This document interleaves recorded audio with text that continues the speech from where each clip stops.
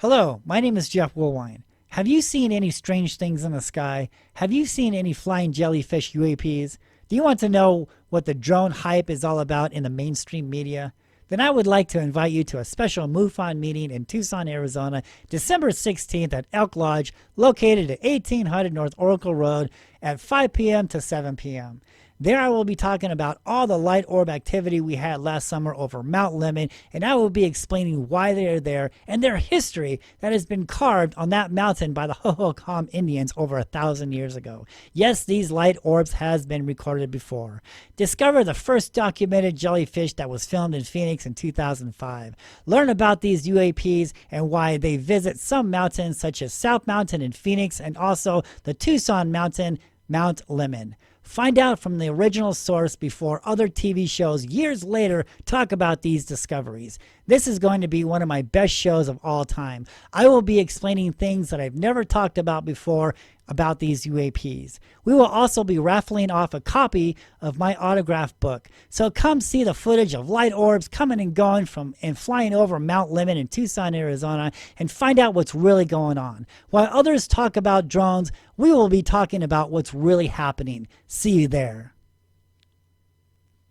And it's totally random, sometimes beginning of the month, middle of the month, end of the month. This is our first Monday evening, so I'm glad you guys are here.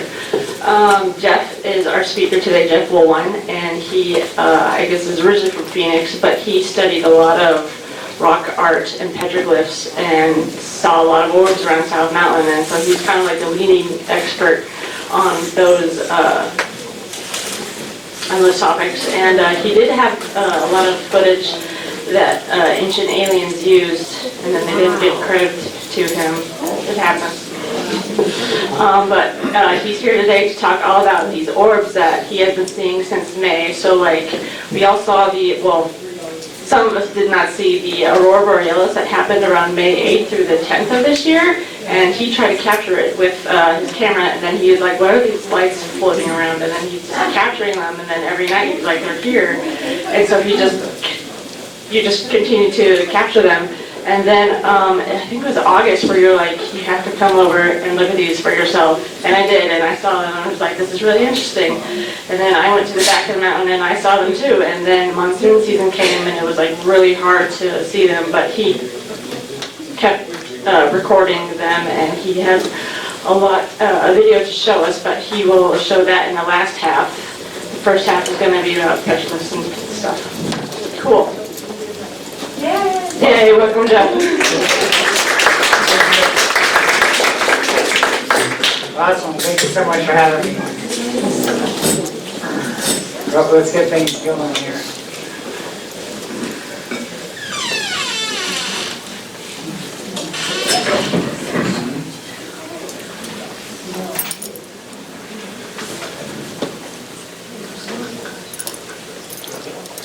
Should we get that timer going?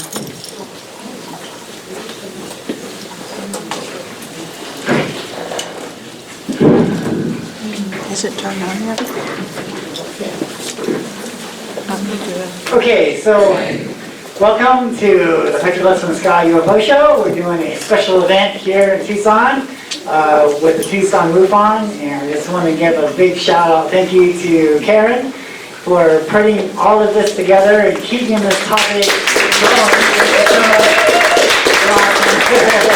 And especially giving me the benefit of the doubt of coming over to my house at 1 o'clock in the morning to see lights going on over there above the mountain there at Mount Lemmon. And so that was really cool. She saw the lights. You're going to see some of her footage also with this. The first half, we're going to talk about the history. We're going to go into the history of the petroglyphs, the Indians, the Hohokam Indians, the first people who lived here. And we're also going to talk a little bit about how it's like the same story all over the world. And I don't know if you've all been following the Congress hearings on UFOs.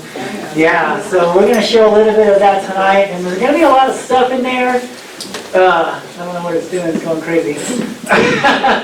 And so we're going to talk a little bit about that. And there's a lot of stuff in there. Like they're telling you, but then they're not telling you. You know what I'm saying? So I'm going to point out some things. And so yeah, let's get started. Thank you so much. Here we go. See if we can get this going.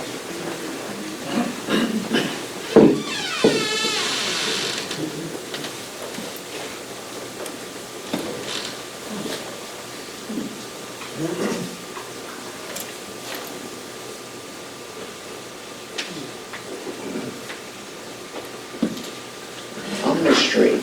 The experience, some say, was just one of many major UFO sightings. They say we've been visited for centuries. What proof? Well, one local UFO expert says you just have to look at the mountains. It's become a lifelong passion for Phoenix resident Jeff+woolwin. I do a lot of hiking, a lot of research. The petroglyphs here in the Valley of the Sun are talking about what we're seeing in the sky today as far as UFOs and strange things in the sky. Woolwin says he's found it's been happening for centuries. You see, they didn't have video cameras back then. They had stone boulders to record their sightings on what they saw back in their time. And the evidence is written all over our Arizona mountains. Here on what we call A Mountain, we find this petroglyph here. And it seems to represent a family. And they clearly have their hands up in the air as to say they're in the appeasement pose and they're looking up at two orbs in the sky. This mountain is very active for UFO sightings. Most of the time when I come out here, we do see some orbs up in the sky. Woolwin says the best time to see the orbs is early in the morning or late afternoon. The more you see it, the more you're intrigued. You know, you want to see more of them. And I really think that it's only a matter of time when everybody will know that yes, there is something here, yes, we are being visited, and we just have to ask ourselves, okay, we're not the only advanced civilizations in the universe, what happens next? Okay, I'm going to pause this real quick and give you a little bit of, give you a little bit of background. So I was born and raised in Phoenix, Arizona. I've been seeing these things in the sky ever since I was a kid. This is what made me go on a hunt, on a quest to find out exactly what is going on in our skies. I didn't go off the hearsay, I didn't go off what other people are writing in books. I wanted to find out exactly what was going on. So in 2004, I saw a news report of the Phoenix lights that were back. And so in my investigations over the years, I knew that these lights were mostly hanging out on the east side of South Mountain. So I moved over there to the east side in Phoenix. And it didn't take me long, I saw these orange amber lights, and they were moving west towards South Mountain. And then they would hover and stop right over this area. Well, I ended up following the lights, and the whole summer of 2004, I was videotaping these orange amber lights right above this area. We're going to talk about this later on in the show. And this is way before Ancient Aliens. This is way before UFO Hunter Show. Any of those shows were even a thought or even on the air. I was out here on the mountains of Phoenix investigating what was really going on. And in 2000, so the whole story of 2004, the lights, I was doing news interviews, and the end result was we're all seeing flares 150 miles away here in Tucson. And I'm like, that's crazy. These lights are right here. They're right here by that mountain. They're not flares. There's no airplanes dropping these things out. These orange amber lights are just popping up magically in the sky, hovering over this area, disappearing while we come in. It was crazy. So in my investigations, I love archaeology. Okay, I've been studying archaeology like 10 years way before I became a ufologist. And I learned that there was petroglyphs on the mountains of Phoenix, especially South Mountain. And I saw a Native American who worked at one of the Native American Indian museums there in Phoenix. And I saw him on TV talking about the petroglyphs. And there was one of the people there, he was like, well, it looks like this stick figure guy is looking up above something, something in his head. And he turns around and he says, yes, that's part of the interpretations here, is that our ancestors saw recorded things on these rocks that, that were in the sky. And I'm like, wait a minute, hold on. It's 2005, the 1997 Phoenix lights happened in 1997. No one's investigating the history here, no one's looking at the rock art. What is going on? So I contacted this guy. I didn't tell him what I was actually doing, and I asked him if he'd go up there and teach me the petroglyphs. And he was telling me some crazy things. He's talking about the spirals and anthropomorphs and all this crazy stuff. He wasn't talking about spaceships. He was talking about spirits of the earth and sky. And I really didn't tell him, everything about what I was doing until after we got done off the mountain. And at that time, I'm still thinking, spaceships, technology, aliens from another world. And so he's telling me all this stuff, and it just didn't seem to add up until I moved to the South Mountain, and I started seeing these things for myself. And these things, an orb would come down on the mountain and would disappear into the mountain. And then it would leave. And actually, I discovered jellyfish sightings back in 2005. And we're going to see it right here. And so I was making the news in 4, now we're in 2005, and I'm successfully matching the petroglyphs to these things that I'm filming out here in the sky. This is why I call my show Petroglyphs in the Sky. Not crafts in the sky, it's petroglyphs in the sky, because I believe that's what we're seeing in the skies today, are symbols and ancient drawings of what these Native Americans were seeing back in their time. They didn't have video cameras back then, they had stone boulders to record their sightings in places where the events took place at. This is the reason why we find petroglyphs here. We don't find any petroglyphs over there because nothing happened over there. The event took place here. And so I'm matching all this stuff to the rock art, and that's when Pat Usker from the UFO Hunter Show, he was in town in Phoenix and asked me if I would like to be involved in the pilot for the UFO Hunter Show and Ancient Aliens, and I said I would. So we went up on South Mountain, I showed him the glyphs, I presented him, we're talking different stuff. We're not talking about technology here. This was something clearly alive, right? This thing was a living creature, as far as what I was seeing. Spaceships, technology, that's fine, but man, there's something else here, And I'm like, dude. Well, after the UFO Horror Show got aired in 2007, they came back down, and we actually did a show. It's called Arizona Lights. I don't know if you guys have seen that before, but I'm on there talking about the petroglyphs. And again, it's all new theory. It's all a new concept, right? And so I'm like, they're telling me, dude, you can't go saying living creatures, you can't go saying light orbs, you can't go saying this, you can't go... You're going to talk about these things, you must say spaceships, crafts, because that's what the people understand. Well, I was a little frustrated with that because I knew I was right. I knew I was filming these things for 3 or 4 years. I'm filming these jellyfish, but I can't talk about it. They won't let me talk about it. But I knew I was right. I knew eventually, this was going to happen, that eventually people were going to start seeing. And over the years, people were saying, yeah, dude, I saw a flying snake. Yeah, dude, I saw this. And yeah, I saw a flying diamond. And so I knew it was coming to pass. And then finally, right?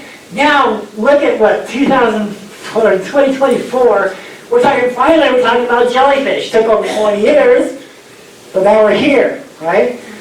So, I soon learned that basically the information, the study that I was doing on South Mountain with the Phoenix Lights, I was learning a lot of stuff. I was learning about energy and fault lines and changing of the seasons, because I would watch these things show up on certain months and then leave on certain months and then come back on certain months.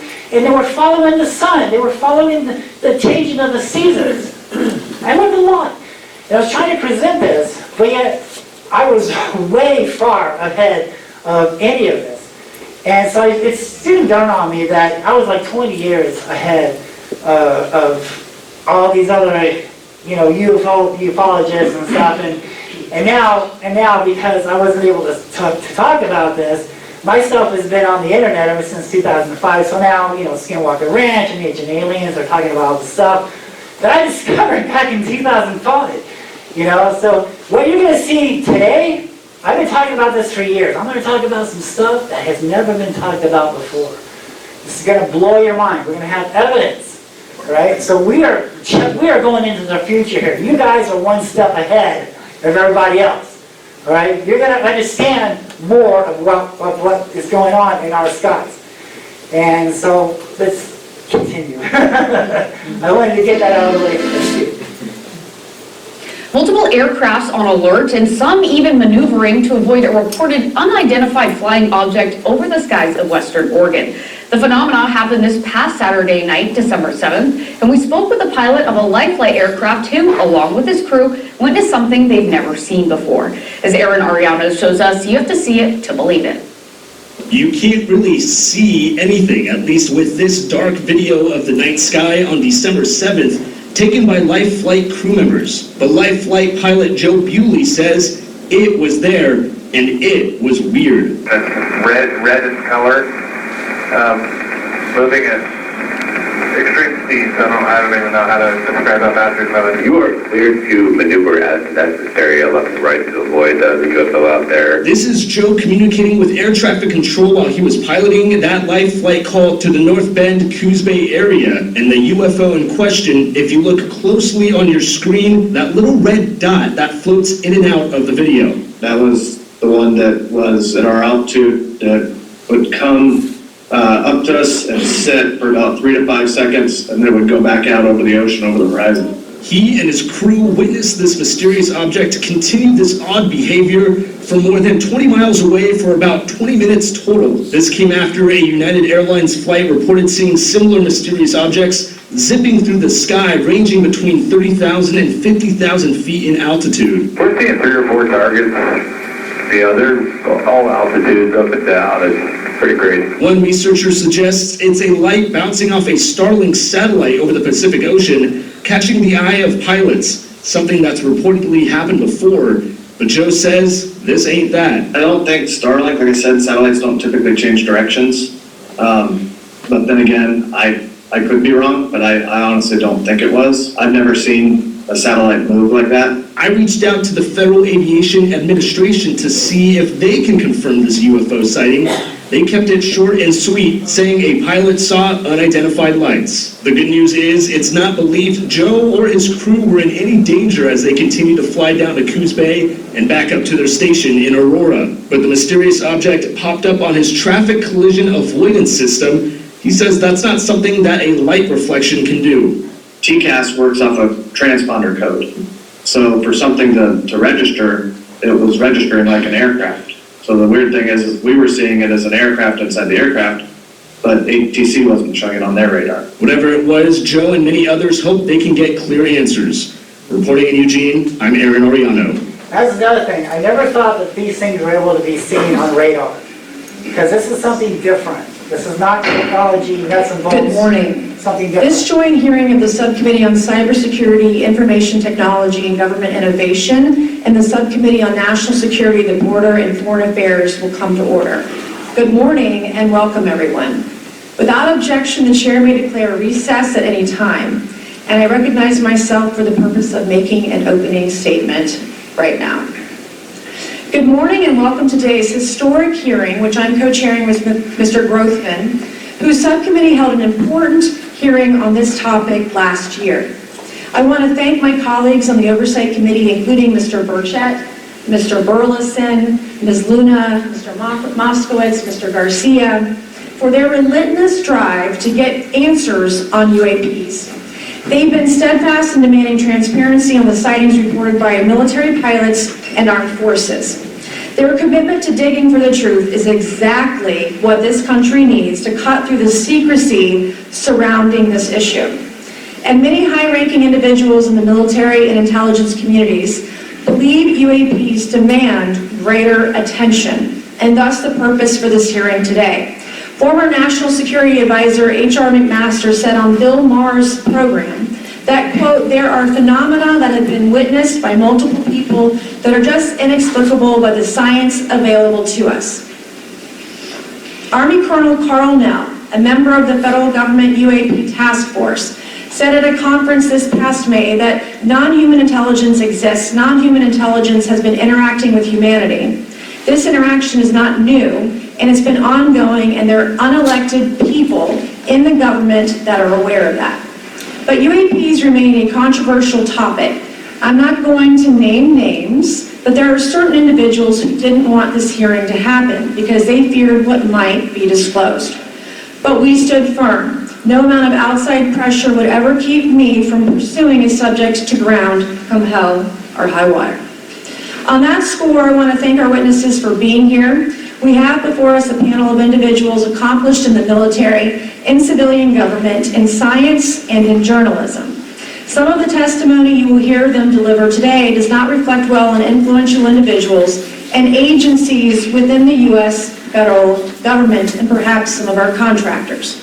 It's never easy to present such information publicly, so I appreciate our witnesses voluntarily agreeing to being here today. This hearing is intended to help Congress and the American people to learn the extent of the programs and activities our government has engaged in with respect to UAPs and what knowledge it has yielded. What the American people need to know is that the U.S. military and intelligence community are sitting on a huge amount of visual and other information, still photos, video photos, other sensor information, and they have for a very long time. And it's not those fuzzy photos and videos that we've been given. There's very clear, high resolution. How many visuals, graphics, videos, photos? I mean, I've been told hundreds, maybe thousands. I mean, I also wanted to say, because there was some conversation concern around the revealing of these materials, revealing the source collections, but some of these are shot from helicopters using normal videos of oceans. I just think that's absurd that somehow you're going to be revealing some secret U.S. technology by revealing that you've photographed orbs off the coast of Kuwait. A lot of non-believers in all of this would just ask a very simple question. Why? Why is it so hard? Right? Like, why are people, anytime they ask, why are they always thwarted? Why are they always judged? Why is they always have misinformation spread? Why is there always retribution? Why is it always met with an ear? What's the why? If it doesn't exist, why is it such a problem? I think if you go through the history of science, Representative, it is always difficult for breakthroughs and new information, regardless of whether it's UAP or any other kind of discovery. And in science, we're supposed to be open, but when you break with the orthodoxy of what's believed, whether it's Galileo saying that the Earth doesn't rotate, or the Earth rotates around the sun, or the sun doesn't rotate around the Earth, it's always challenging for new beliefs. And the more extraordinary those discoveries, the more extraordinary those new beliefs, it's very difficult. So I think this is natural. There's natural conservatism that when it comes to science, but this issue in particular has been very difficult, where again, even to attempt to study it becomes problematic. But every hearing like this, every news report, every video, documentaries, as privileged to be part of something Dan Fair is putting together. I think many of us have interviewed for it, documentary over 30 different government officials. Every brick in the wall will help get us closer to getting to the truth. During a previous UAP hearing, Navy Commander David Fravor discussed the TikTok object engaged. Are you familiar with the incident, the TikTok incident? Yes, sir. That's almost 20 years ago, right? Yes, sir. It's been said there are more videos, documents, and reports related to this incident. Do you believe the information regarding the TikTok incident should be available to all members of Congress? And in your expertise, what reason would the Department of Defense possibly have for not releasing information that's over 20 years old? Thank you, Congressman. I don't think there's any good reason to withhold information and important data, especially of national security concern from Congress. Well, what would they say? I will speculate, sir, that they don't want to share that kind of information because it reveals weaknesses in our ability to monitor and protect our airspace. Okay. In your written testimony, you claimed last year's UAP hearing before this Oversight Committee confirmed that UAP-related information it's not a big withheld, but that elements of the government are engaging in a disinformation campaign to include personal attacks designed to discredit UAP whistleblowers. Could you elaborate on that statement a little? Yes, sir. Earlier this year, I met with the DoD's All-Domain Anomaly Resolution Office, and what I thought would be a 90-minute meeting just to meet with leadership turned out to be an hours-long influence operation on me, where they attempted to convince me of the validity of the very flawed and error-ridden historical records report. In addition, they tried to have me question very valid UAP reports like the Tic Tac incident, and even coming to stating possibly that the Tic Tac was American technology. And they also cast discredit on various UAP whistleblowers and witnesses to question their validity and credibility as witnesses. Okay, how frequently are UAP sightings over military installations? And secondly, I suppose hypothetically you could have incursions over just say regular airports. Is it obvious these incursions are more likely over military facilities than just a random airport out there? Yes, sir. There's definitely enough data to suggest that there is certainly some sort of relationship between sensitive U.S. military installations, also some of our nuclear equities, and also some of our Department of Energy sites. There is a long historical record that some of your colleagues may have, documentation that demonstrates this. This is not a new trend. This has been going on for decades, and that information has been obfuscated, unfortunately, from folks like you in this committee. And I think that's problematic because ultimately, at the end of the day, we have a significant situation here. We have something that can enter into U.S. airspace completely with no attribution. And how long has this been going on? Sir, decades, and there's information that will hopefully be entered into. Can you think of any possible reason why they can't release any information they have on something, say, 15 or 20 years old? Sir, if I could echo my colleague here, Admiral Gallaudet, I think one of the big issues that we have in the intelligence community, Department of Defense, is we don't want to broadcast any potential vulnerabilities or weaknesses in our national defense systems or on intelligence collection platforms. Therefore, when you have a conversation where you address a problem for which there is no solution, it makes that a very uncomfortable conversation to have. Are there UAP programs operating without proper congressional oversight? 100%. What are they? Unfortunately, sir, I would have to have that conversation in a closed session. I know you said that. A lot of people are frustrated with those kind of answers. We're asking those kind of questions so you all know what the heck we're up against. To say that some of these were interdimensional beings, would it be safe to infer that they're living craft? I'm not prepared at this point to state for the record is something alive or not, because even that definition is right. There was a time in science we thought that life required oxygen, and we now know that's not true. There are anaerobic bacteria that thrive in oxygen environments that lack oxygen. And so also same with photosynthesis. When I was in college, I was told everything is derived from photosynthesis as a form of energy. In reality, that's not true. There are things that live off of chemosynthesis. So we're constantly having to reevaluate our understanding of what the definition of life is. Do any of you ever come across reports from people that claim to have firsthand experiences with these entities, whatever they might be, or these aircraft, and then as a result, whether or not they're religious, find that these things will automatically disappear? Anyone, and this is open to any of you on the panel, so just real quick because I'm running out of time. Lou? Ma'am, I've always been the nuts and bolts kind of guy when I was at ATIP. I was focusing more on the performance characteristics and less on the potential occupants. Okay, the reason I ask is because it seems like just based on our conversations that we've had people that say that there are good and bad of whatever these things are.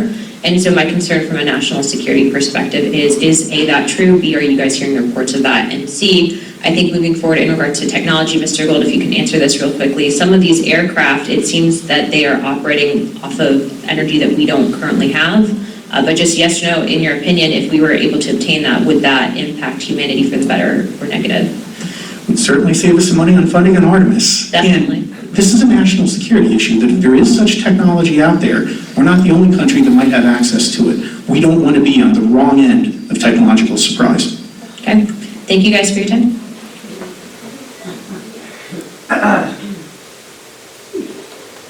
So as I was speaking earlier, we're talking about energy. And in 2004, I realized that these things were hanging right over this power plant. And this power plant was boiled down into South Mountain on the east side. This is the reason, in my belief, this is the reason why these things have been visiting, especially South Mountain and Phoenix, and now we discover they're over here at Mount Lemmon also now. We're going to get into that later on in the show. But it has everything to do with energy. And you guys already saw a little, a small footage of the first jellyfish UAP sighting that was filmed in Phoenix. So we're going to watch that full sighting, and then, for the first time ever, you're going to see on how these creatures, I'm not saying crabs, I'm saying creatures. I believe these things are alive. We're dealing with something different here. Crafts, aliens, technology, that's fine. I have seen some things in the sky that could resemble a craft. I've seen black triangles. I've seen jumping jacks in the sky. That could be a craft. I get it. But I think what the majority of the public is seeing today, as far as orbs and lights and weird stuff, man, this is something different. This is something that's completely, I'm not going to say organic, because remember I mentioned that you can't see them on radar. I don't believe you can see them on radar. But it's something, I go down this road, but maybe supernatural, well, it's something different. And the history of these things, we're going to get into that, is one of the reasons why the government will probably never come out and talk about disclosure, never tell you what's really going on. Only the people that investigate this, like you guys are here to find out the truth. I'm so happy that you're here. We'll understand. So let's go ahead and play this.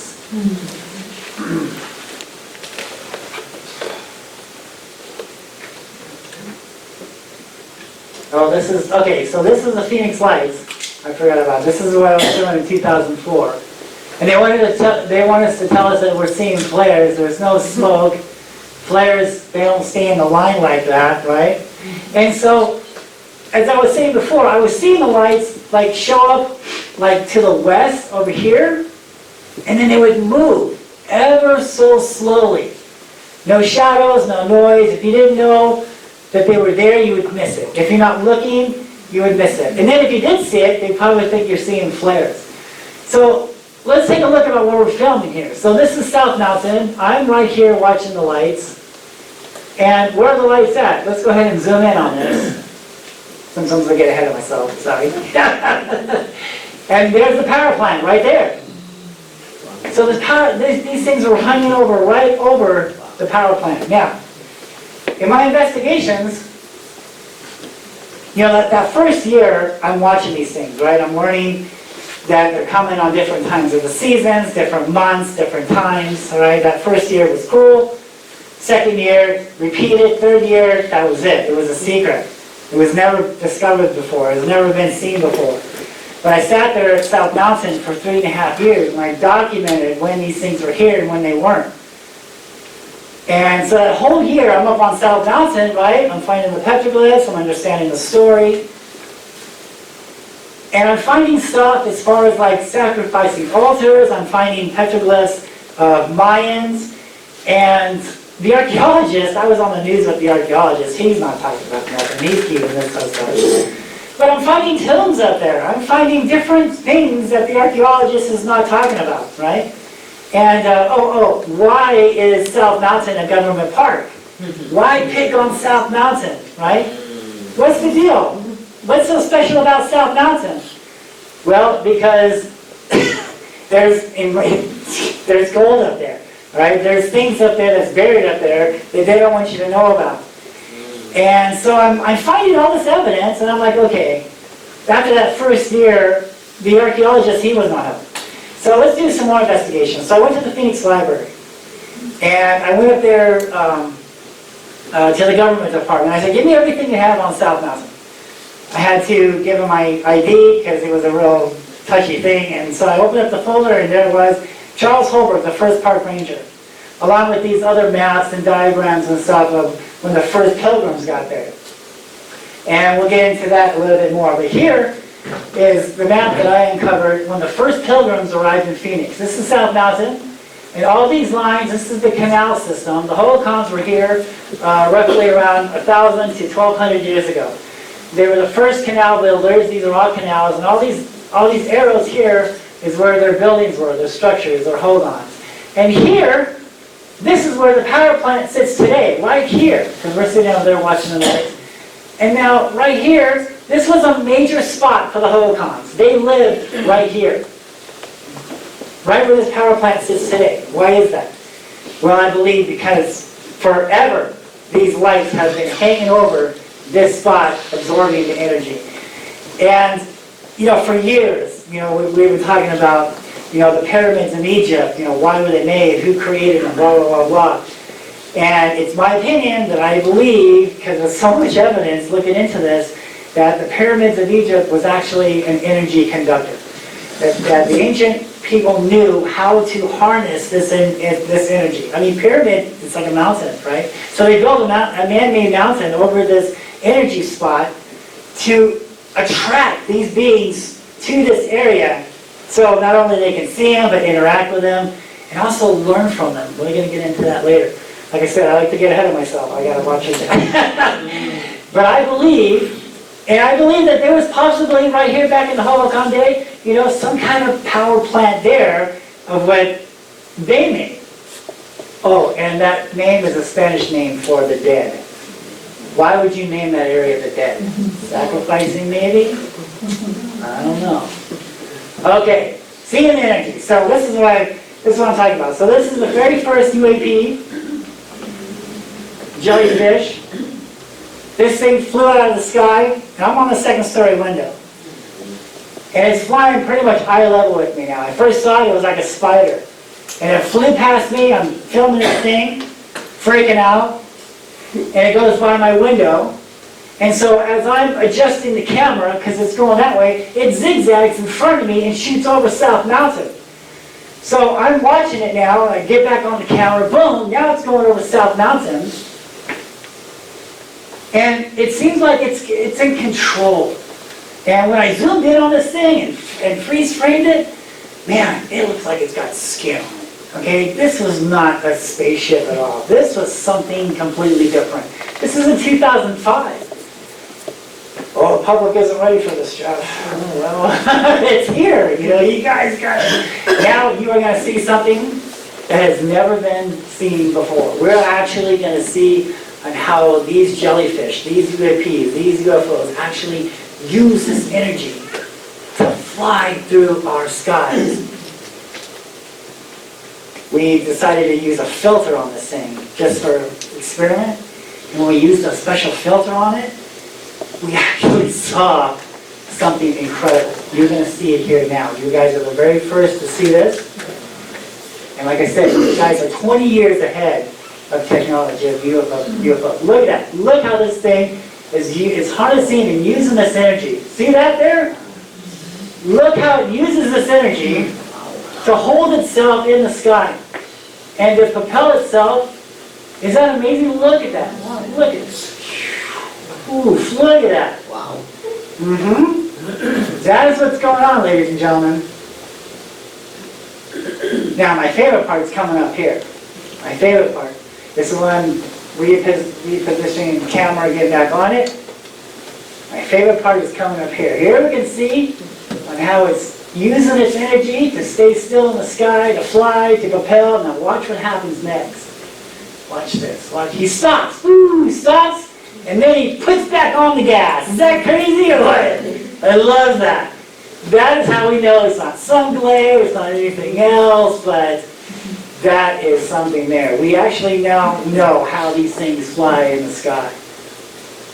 So spirals. Let's talk about spirals. So the Native Americans, they have documented this already for us.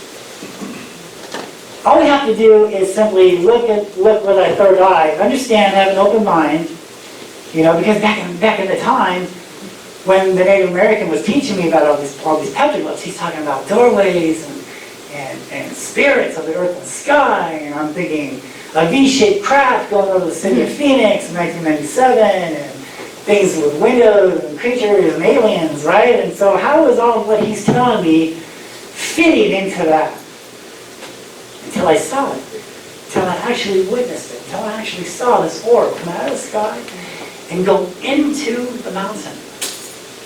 It absorbed itself into the mountain. This is one of the reasons why I think that we really can't see them on radar, because they have the capability of absorbing themselves into the stone, into solid mass.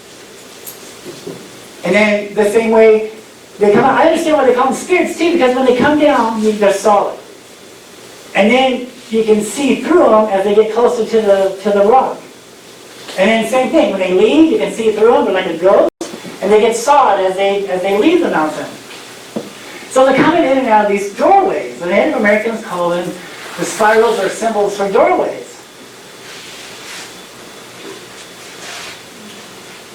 So there's many different types of doorways, of spirals. So the spirals going clockwise is a doorway in.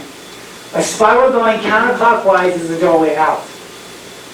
Now the spirals, 9 times out of 10, will stop at that crack. That crack is the emergence point, is the doorway for these beings. These beings are coming and going from this crack here.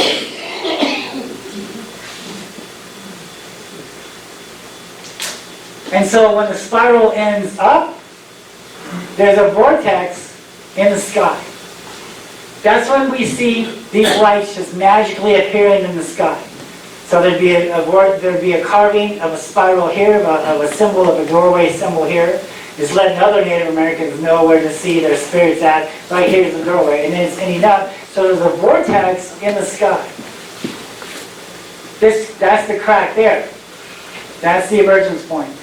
Now, another way to understand the rock art is we have to look at the whole landscape, not just the art itself, but the whole landscape, because the artist is telling us about the landscape itself. This is the reason why sometimes we see petroglyphs high up on the rocks, right? So we have to look up to see it, because that's what the Native American is telling us. He's telling you, I saw something in the sky, so I'm going to carve it in the sky. And what better way than climb up on a hill and carve it in the sky there? So you have to look up. So here we have this rock here, but look at the background. Look at this rock here. See this? See that there? And let's look at this here. It seems to match. Yeah. There we go. See that there? Yeah, so the Native Americans, they were very smart. So he's telling us the doorway is this mountain here. Right? Now let's look at this here. So I find this very interesting. This is South Mountain, right? That spiral that we were looking at there, that was over there on Signal Hill right outside of Tucson. This is South Mountain. So why is there a petroglyph of a man with the elongated head? What is that doing here on South Mountain in Phoenix, Arizona? And what is he doing? He's looking up at a barbell UFO. Oh, look at that. Is that an orb? Is that a light orb too? Look at that. But I think right now, the same stuff we're finding in Peru too. We're going to talk about Peru. And the same type of stuff that was going on in Peru is the same stuff that was going on here in Arizona. But right now we want to look at the spirals. So here we have the spiral going into that crack. Look how it's ending right here. And then we have a spiral going out. So it's telling us that this is an emergence point in and an emergence point out. It's a doorway in and out. And it's ending in this crack here. And then we have other symbols of deers and things. Anthropomorph. So anthropomorph is just a simple fancy word for shapeshifter. That's what the archaeologists call these strange symbols, right? And they call them anthropomorphs because they're changing shape. And that's what these things are doing. They're changing shape. And I've seen it. Sometimes they look like an animal. Sometimes they look like a serpent. We're talking Quetzalcoatl here, the flying serpent. I can tell you firsthand, I've seen and videotaped Quetzalcoatl, a flying serpent, many times over South Mountain. He's alive and well. He's here. There are many of them. I believe that we are dealing with different types of entities here. Lots of different ones. Light orbs, Quetzalcoatl, flying serpents, diamonds, black orbs. It's all like, no, you're fine. They're different ones, but the same ones. Like we're all humans, but we're different, right? These things are conscious. They're alive. They know who's looking. They know who's not looking. Right? This is a scary thing. This is the reason why the government isn't talking about this. Right? They want you to believe technology, spaceships here to help us. That's fine and great, but let's examine the history of these things, and we'll talk about that later. So the anthropomorphs. So I believe that these orbs is just the beginning, and they're going to change. They're going to shapeshift. Right now we're seeing orbs in the sky. This is in Phoenix, Arizona on A Mountain, right? And then this is South Mountain also, okay? And so they talk about lizard people, right? The Native Americans talk about these lizard people come up out of the sandworms and things like that, live in their tail. That tail, that's something completely different. We don't have time for that right now. But right now I want us to concentrate on this tummy. You see that there? And then look at his head. You see that there? So I believe, because I've seen it, that this is an orb. And that's another orb. And they're anthropomorphing. They're changing shape. They like to mimic animals, snakes, humans, right? Jellyfish, man. Come on. They're anthropomorphing. They're changing shape. This is what's going on in our skies. This is what history is telling us.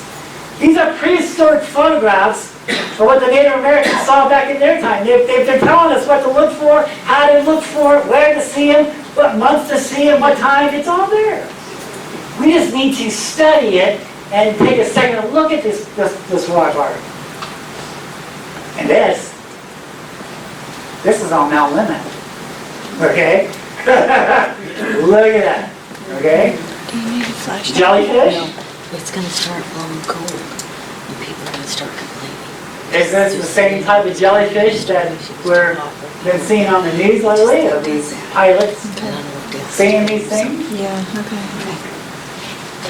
Crazy, isn't it? Mm-hmm. This is what we're dealing with. Petroglyphs in the sky. Living creatures. Something different. Not the everyday nuts and bolts, crafts, UFOs, spaceships, aliens, technology. Something different. So, I find it very fascinating. So, like I said, when I'm up on South Mountain, I'm finding altars, I'm finding tombs, I'm finding evidence of giants, I'm finding carvings of giants. And all this stuff that the archaeologist wants us to believe, well, the Hohokam people were just a simple, peace-loving people that making pots, and they lived here for 1,000 years, and then all of a sudden they left because of drought. Because Hohokam is a Pima word for the people who are gone, the people who are missing, the people who got taken away. Because we don't know what happened to these people. They were here for 1,000 years. And then all of a sudden they disappeared? They're gone from history? When you and I move, we take our belongings with us. Yet the Hohokams didn't. They left everything behind and simply vanished. How did they get here? Well, the story from Charles Holbrook that I uncovered talks about how these, I believe that the Phoenix lights, the lights, brought the Hohokams not only to Phoenix, but here in Tucson also. They followed these lights here, to these energy spots, to these energy mountains. And they worship these things as gods. Because when we look at history, it says that the Native Americans tell us we're in like the third, the fourth world, right? We're getting ready to enter the fifth. Every time that happens, mankind needs to learn to start over again. And these things are here to help mankind. But when we look at it, it was actually the downfall of mankind. So they saw the lights, they interacted with the lights, they sacrificed people and other things for the lights for 1,000 years, and then they disappeared. We see the lights now, we see these things now. What does that say about our future? So when I came across this one thing, when they're talking about Peru, it was the same story. And let's go ahead and play this.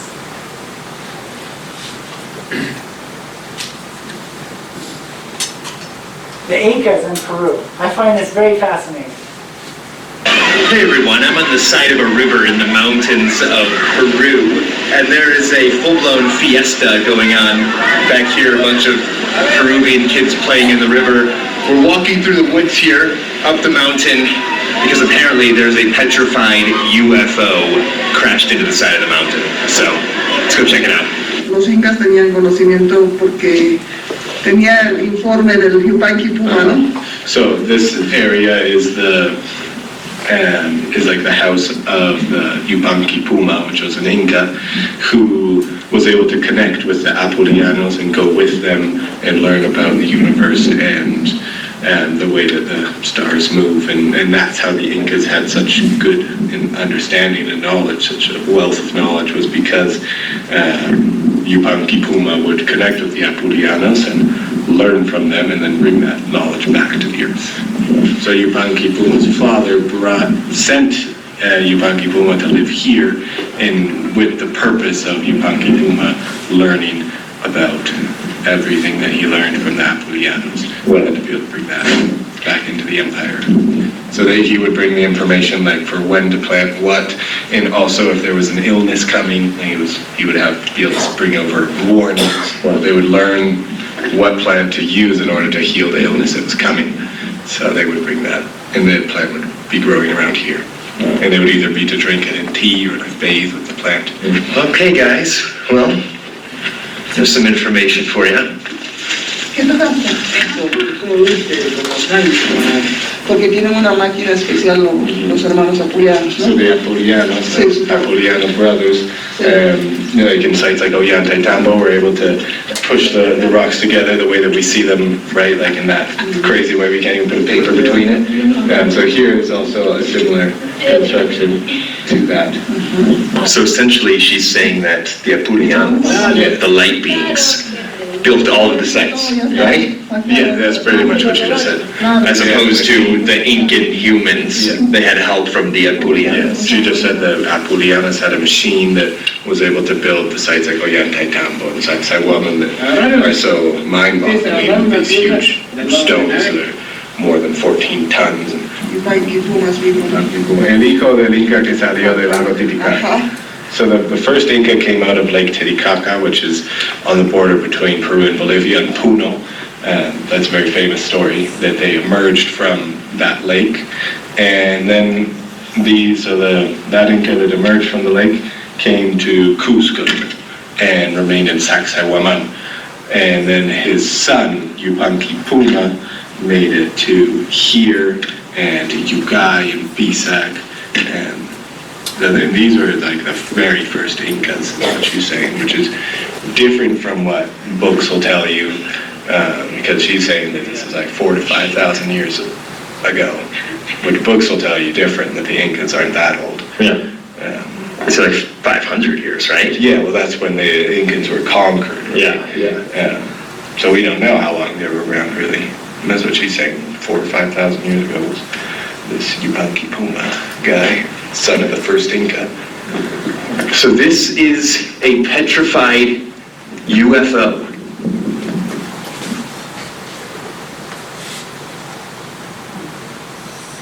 A crazy story. This Incan lady seems very certain that this is a petrified spacecraft. How much evidence is there? I don't know.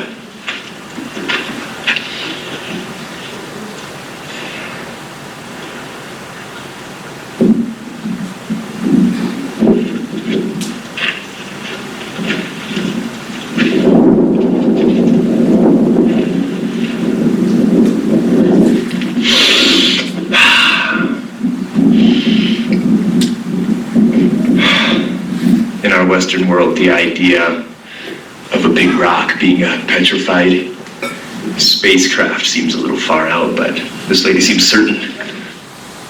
Okay, so we're gonna stop you here because I found that very fascinating. Here we have people from different parts of the world talking about the same stories. They didn't have internet, they didn't have phones.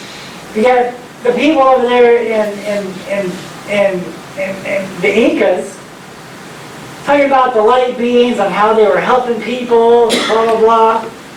Well, that's what was going on here. That was the story here in Phoenix, here in Tucson, here in Arizona.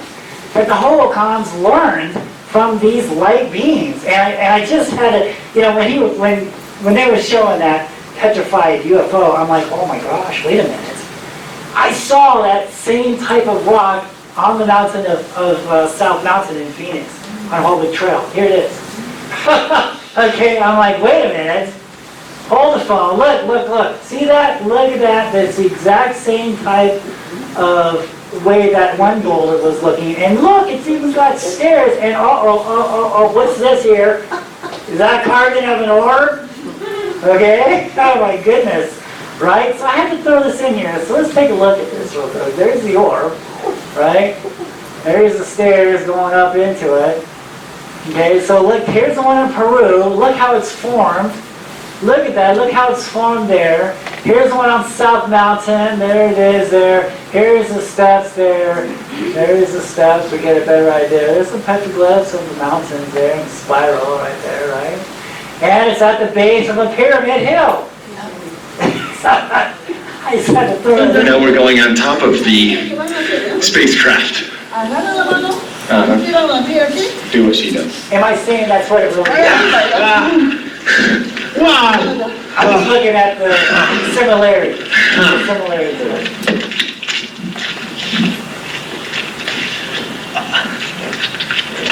Pretty sweet. Well, Coleman, are you convinced? I believe it. I mean, she just told us a bunch of stuff that I had no idea about. Like, she's bringing back Incan history way later than we imagined. And this is just stories that her family has probably told through generations. The community. She's from a community. There's a community that lives around here. Okay. And she's from there. Okay. I mean, she was saying, I don't know if you guys heard it earlier, she was saying the aliens come every night. Yeah, every night at 12 or 1 a.m. And she was saying too that, like, she said first that they come and they'll take you if you're super healthy. If your liver is perfect, if your kidneys are perfect, if you're a super healthy being, they'll take you and they'll teach you and they'll bring you back down here to spread the message. And then she said that they also come every night at like 12 or 1 a.m. just to check out things. She's answering your question on how can you confirm that this was a UFO? And she's saying that right here, well, because doesn't have very much form at this point, but it is kind of like an oval and it is kind of like a flying saucer when you look at it from there. I agree. Yeah. And she's saying here, there's actually a crack that runs through, would go inside of there to travel. Well, right here we're sitting in like the pilot seat, but the Incan would go in there and travel. So she's saying in order to call them, you need to make an offering, and there's a special whistle that you make. There's a trick to it. There's a code, but she's saying that basically, like, you call them, but they might not always come. If you're with somebody else, they need to make sure that that person is, the full health that they need to be in order to be in touch with that Pleiadians, because if not, they won't come, because their energy could kill the person that's not fully ready. Their energy could kill the person. So I believe, because I've been seeing when those lights appear, sometimes we see airplanes out there. And isn't it interesting, Karen? He says they would come between 12 and 1 a.m. Oh my gosh. That's when we were seeing these light orbs between that time. So how is that possible? The same story of light orbs being seen at midnight, 1 o'clock, here in Tucson, and then also the story over there. And I believe that the energy, yes, they're absorbing energy, and that energy could You can walk in front. be devastating to humans. These airplanes that are following these light orbs probably can't get that close. So this is the end of part 1. And we'll stop it here and take a short break. Thank you. Thank you.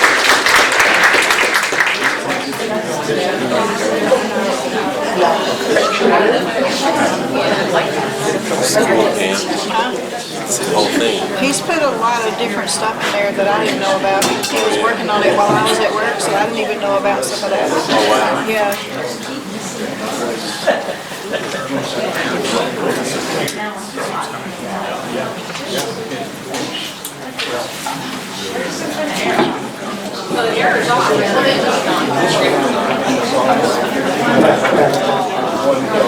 That's a sort of cousin.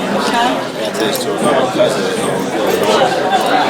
the Air Force Base in Mountain Indian now. Yeah. When he was younger, he's. I'll tell you about him.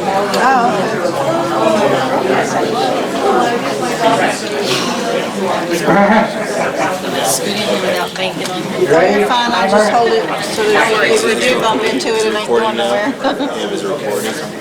Yeah. Okay, so we're going to be showing the light orbs now that has been over He can take whatever he needs to out. Mount Lemmon all summer last summer. And I filmed them in night vision because when you're seeing them like with the naked eye, it's like just little lights, right? Sometimes they get real big, you'll see it in the film. But with the night vision, holy cow, man, you see a better vision of it, a clearer vision. And they were coming in at different times. So in May, they were here at 12, and as the summer progressed, different months they'd be coming like 12, then 1, then 2, then 3, then 4. So by the time they hit October, they're completely on the east side. And they were here for an hour. Each sighting, every night, they were there for an hour. So, ladies and gentlemen, I'm pleased to present the Apulianos, the light beings.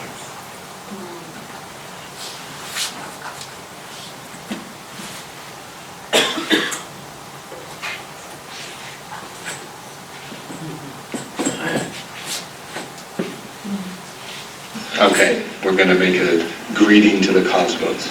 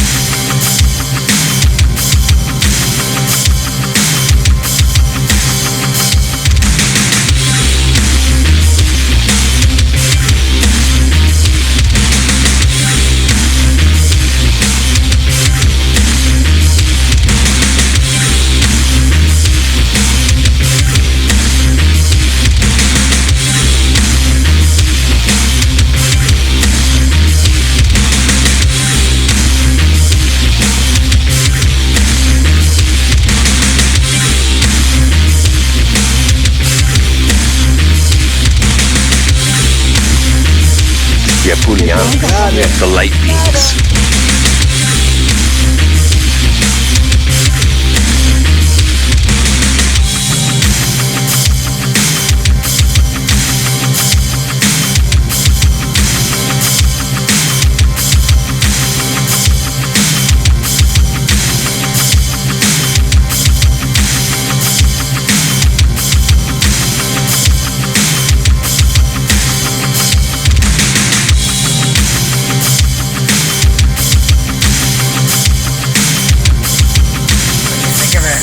Super neat. Like I didn't believe you when you said how often they would come out, and it was just like every minute, like it was like a new cycle of new orbs just coming, and then they would get all bright in the same area, and then they would just float on by. Yeah, right over that same area. So it's like they're drawing energy. Or something, yeah. There's got to be some kind of energy source there. So yeah, that's great. I'm so glad you got to see him. It was cool. Shooting lasers at him, man. That was awesome. All right. The light beings.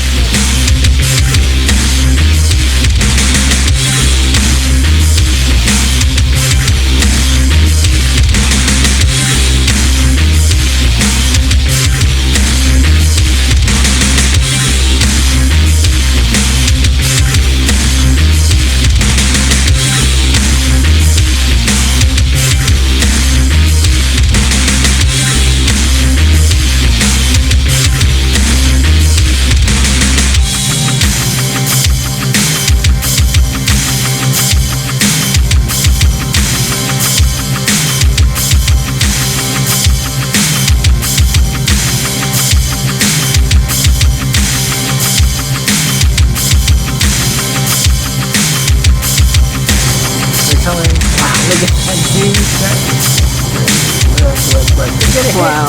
Look at a hit! Ah! Dang, that was cool. It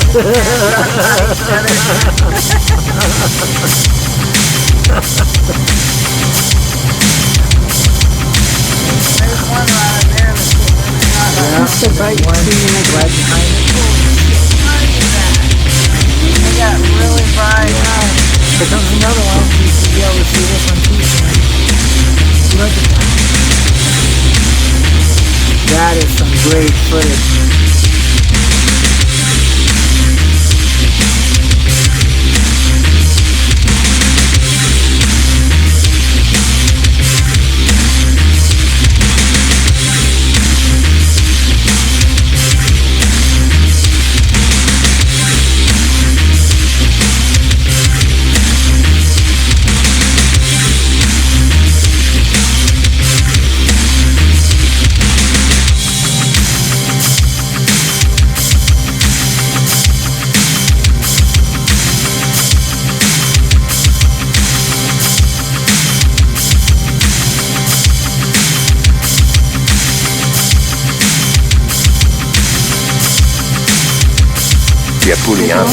The light beings.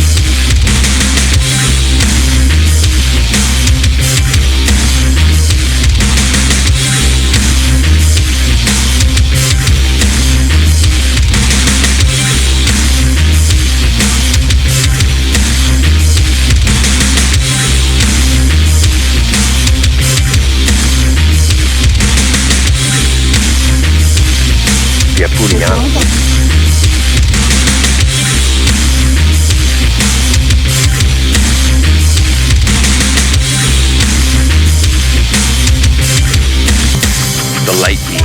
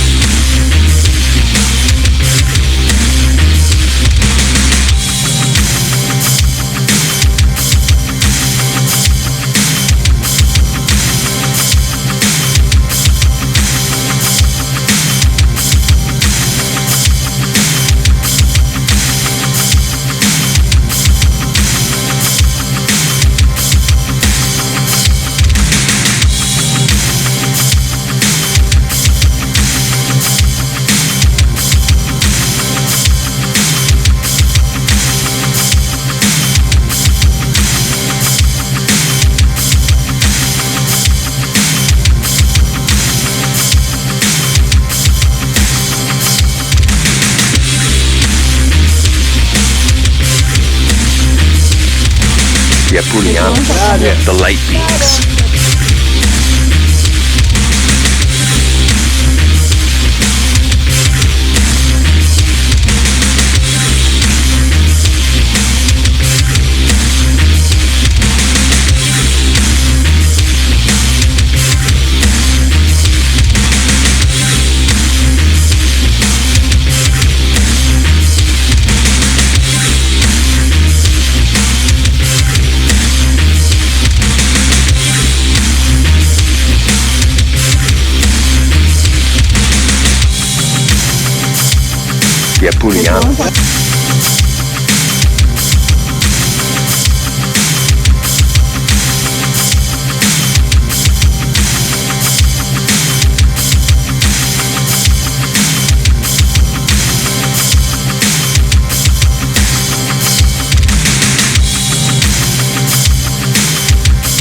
The light beings.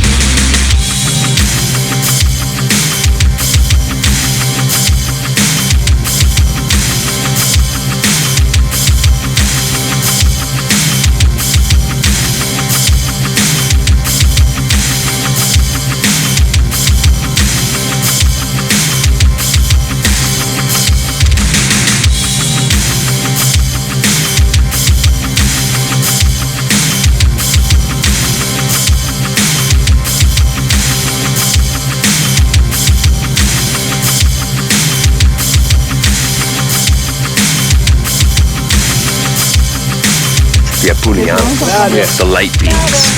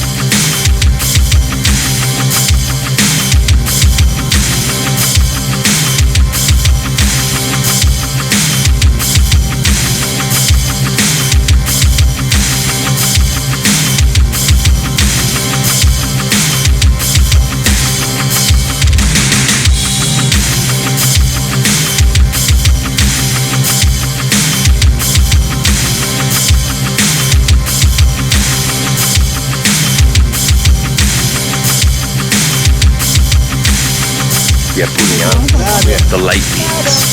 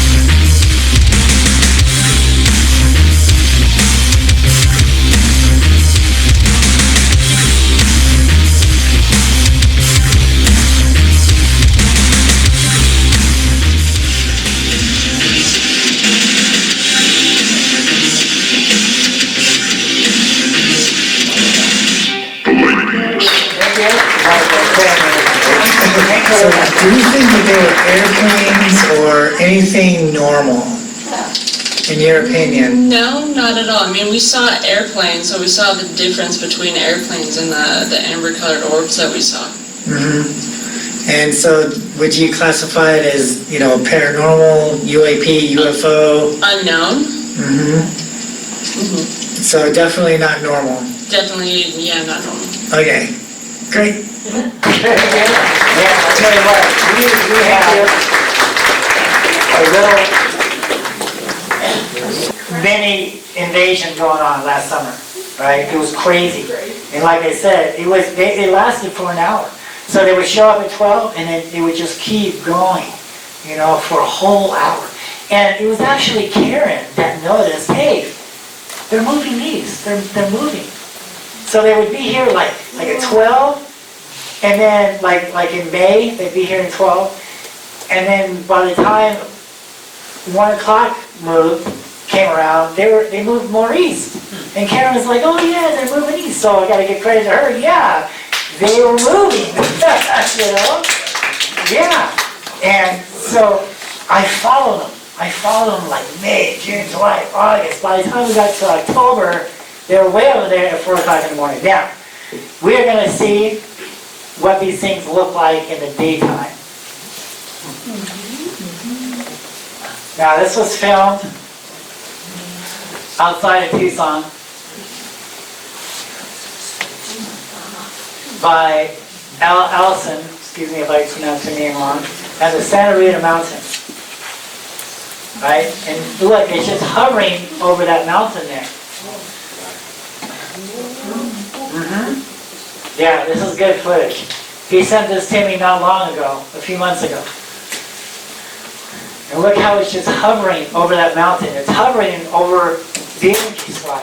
Now, I was doing a news report, a news interview on a radio show, and let's stop it here. So, see that circle there? Now, let's look at the petroglyph. Wow. The exact same type of thing, right above, this is in South Mountain. And she's like, so you've got such a knack of seeing these things. I'm like, well, you know what? I know what to look for, and I know where to look for at. And it's always the mountains. So, the history of them.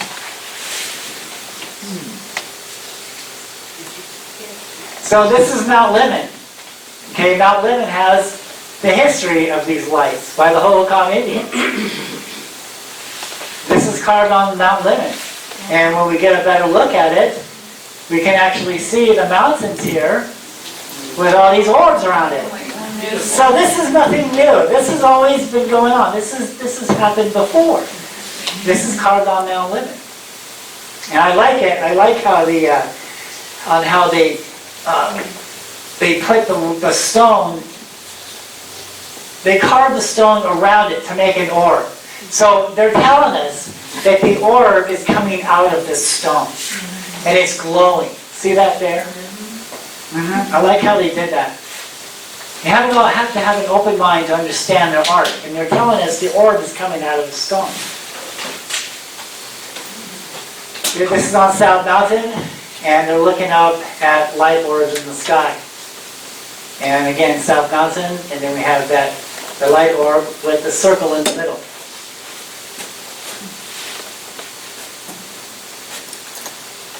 Tracking the orbs and why Mount Lemmon? Well, it's because of the energy, like I've been saying this whole time. Okay, so this is Tucson, all right, and we're looking towards Mount Lemmon. So I'm using the observatory and the antenna lights as reference points.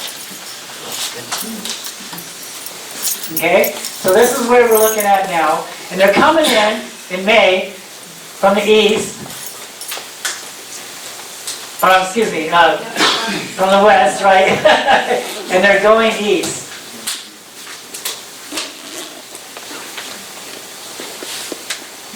And how do we know that they're not going over the Catalinas?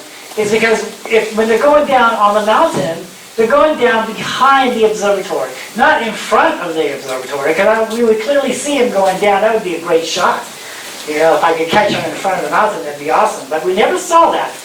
We always see them going down behind the observatory. This is the cantilevers right here. I was thinking maybe that canyon. So let's look behind Mount Lemmon. Look at this. Look at this. Look at these canyons. Do you see this? These are all cracks. Okay? The Native Americans would call these doorways. Now on South Mountain, I found the exact same type of canyons with spirals carved out. Doorways. And if there's a way to get back here, if anybody knows on how to get back behind Mount Lemmon to see these canyons, please tell me. I've been trying to get back there. I got halfway back there. I'm going to show it to you. But all these areas here is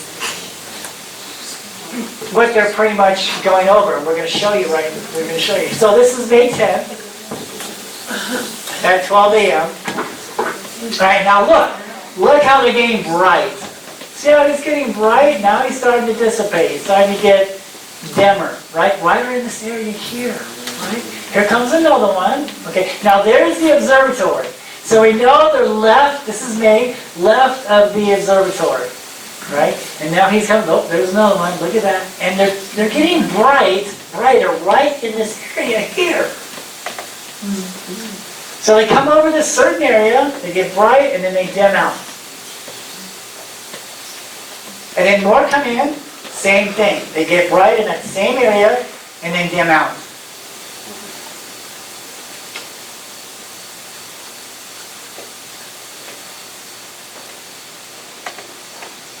Here comes another one. Look how he's getting bright. He's now they're both bright at the same time. So right here in this area, that's what they're after. They're going in that same spot and they're getting brighter. Or are they going away from us? No, they're coming up. It could be, yeah, they're going away. They're moving away from it. Right. Here's one. He just left the mountain, and he's going behind Mount Lemmon there because the observatory is still over there. Okay, so right here is where we were seeing. There's the observatory. We're looking left, so they're right here.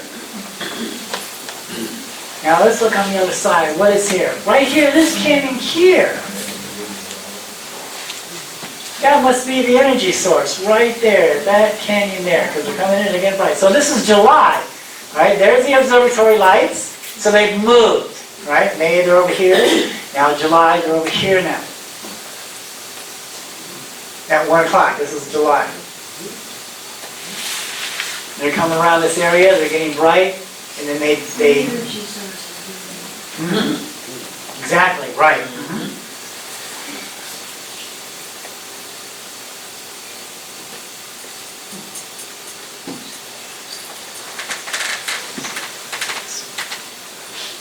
Okay, so where are they? So they're over here now.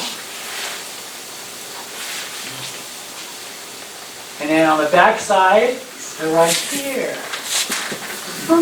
This canyon here. This is August, and there's the antenna lights. We're all familiar with that, the radio antenna lights. So they're right over this area here now, in August at 2 o'clock in the morning. So with different months come different times and different areas. They're moving.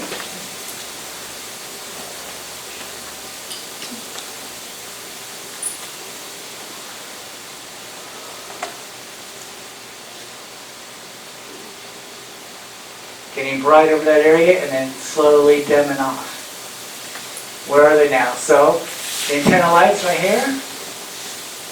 Just looking towards Mount Lemmon from Tucson. And on the back side, right here. Right in this area here.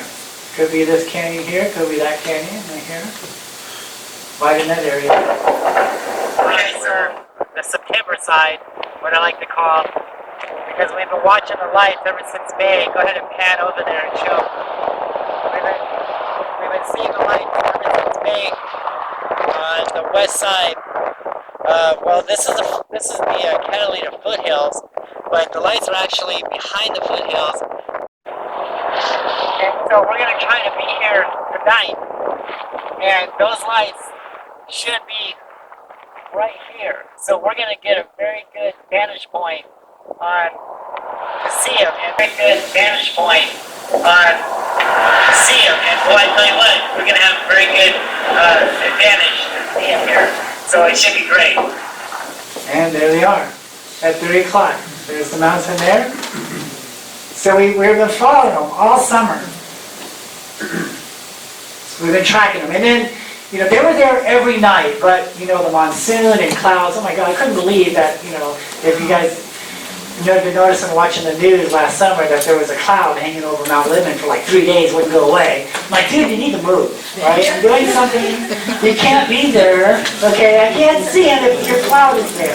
So, between the monsoon and the weather and the clouds, I did the best I could at getting out there and filming them. So on clear nights, boy, I was there, you know? And they were there every night. And like I said, it's better to see them with a night vision camera. Okay, so where are they? Over here, right in this area here. Let's turn around. So right in this area. So we're pretty much standing here. We're right here, and we're seeing the lights right around in this area here. Now we go from September all the way to October, and now we're over here. There's the Santa Rita.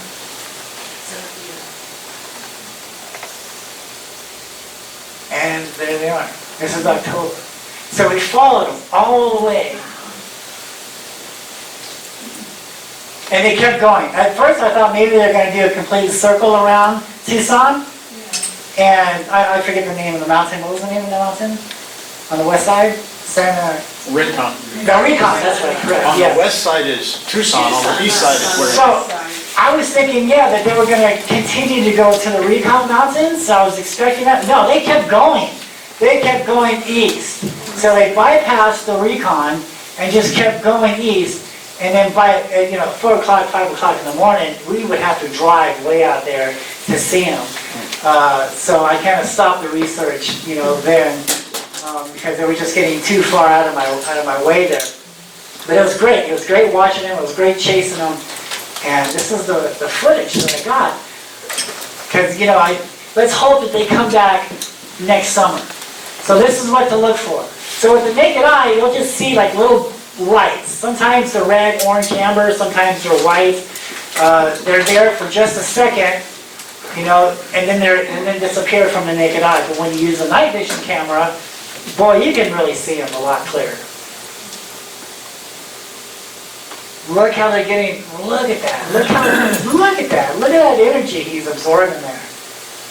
Huge, big lights, man. And they're coming in at 3 o'clock in the morning when everyone's sleeping. So basically what's going on is they're following the sun, okay? So they're following the fault line energy here. So at May, they're here, and then July here, and then October here. Right, so we track them as the sun moved, right? And we move it, the sun is moving. And we track them over all these fault lines here. All these energy sources.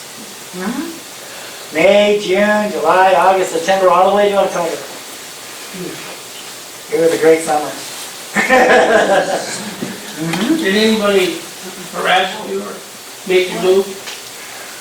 So we did end up going, when we were out there in October, we went to that ranch out there, and so we asked the manager, hey, would it be okay if we sit in the parking lot at 3 o'clock in the morning, because we're filming these lights, and I showed her video of what was going on. It's like, oh yeah, sure, everything was cool. So, yeah, we got permission to be out there, just to be on the safe side. So, but I have run into that before, yes, that's a very good question. Because, in Phoenix, I was filming the lights, I was at Mesa Community College, and I was up on the top of the bleachers, so I was up there. And so while the football game was going on with the college students, my camera was pointed over here, and so we had the police called on us a few times. They ambushed us. Yeah, I've had the cops call on me a few times because I'm studying what's going on in the mountains.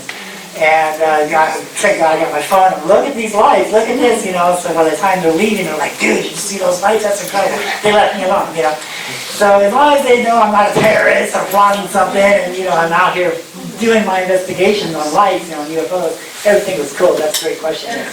I've had that happen many times, yeah.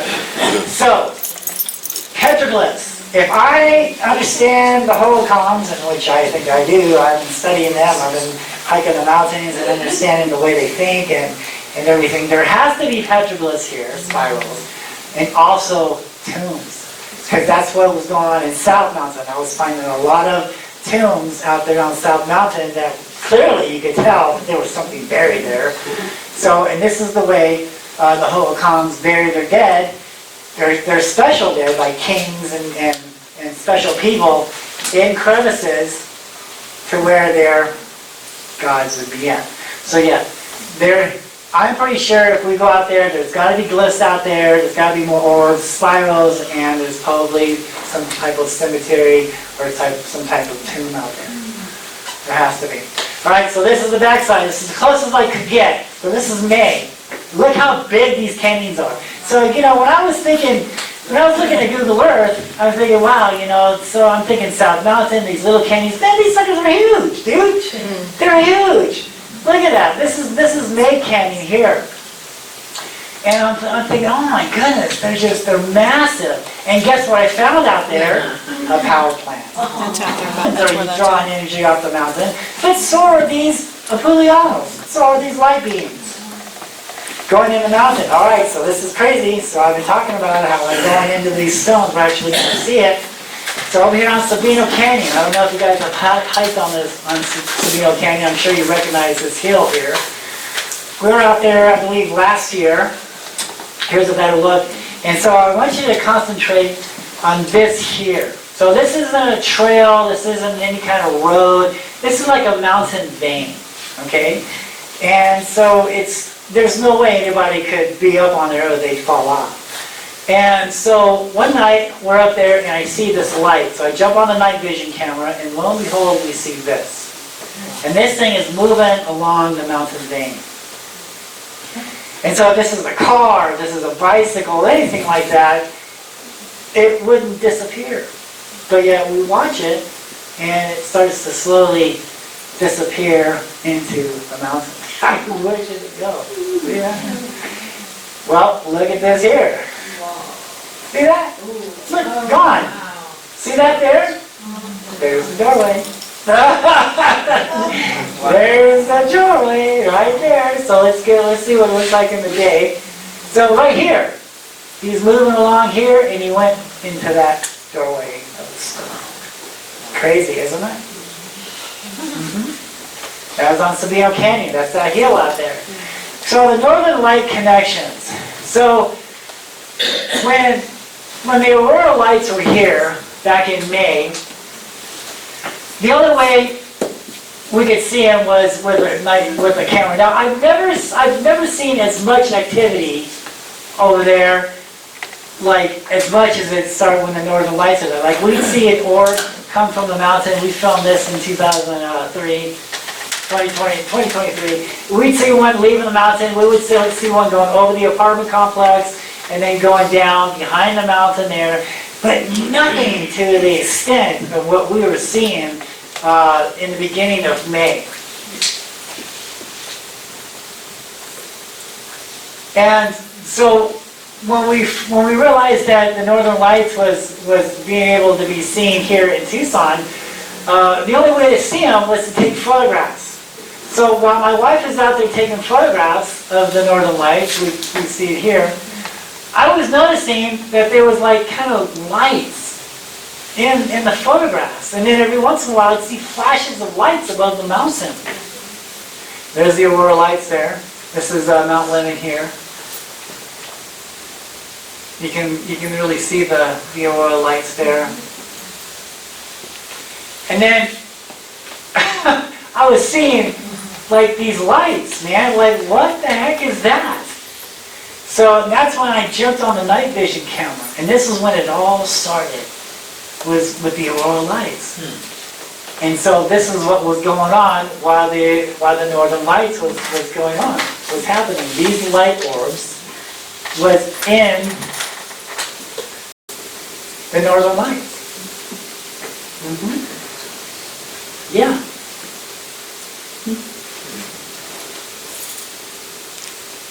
So to get a better idea on what's actually happening here, I brought in a science guy to explain it a little bit better, because he can talk about it a little bit more better about what's going on. Now, remember in the beginning I said you guys are 20 years ahead of all these other researchers. You're going to actually find out what is really going on here.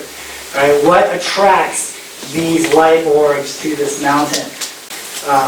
Mr. Science Guy, can you please explain to the audience why these light orbs was attracted to the mountain during the Northern Lights?